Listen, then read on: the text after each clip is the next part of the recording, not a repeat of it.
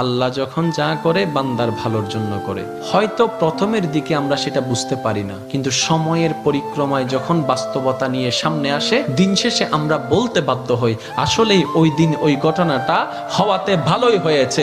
আল্লাহ কখনো বান্দার ক্ষতি চাই না। আল্লাহ যদি ক্ষতি চাইতেন সকালের নামাজ না পড়ার কারণে কান্না করে দিতে পারতেন, যদি আল্লাহ ক্ষতি চাইতেন দুপুরে নামাজ না পড়ার কারণে ল্যাংড়া করে দিতে পারতেন।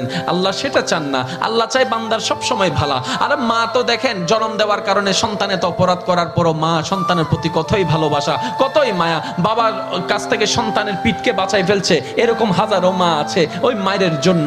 কিন্তু আল্লাহ পাক রব্বুল আলামিন বান্দার উপর কতটুক ভালোবাসে দিয়েছেন সেটা আমরা বান্দারা বুঝতে পারি নাই বলে শয়তানের ফাঁদে বারবার পা দিয়ে আটকাই যাচ্ছি। মনে রাখবেন, মনের মধ্যে কথাটা বসাই ফেলবেন, আল্লাহ যখন যা করে বান্দার ভালোর জন্যই করে।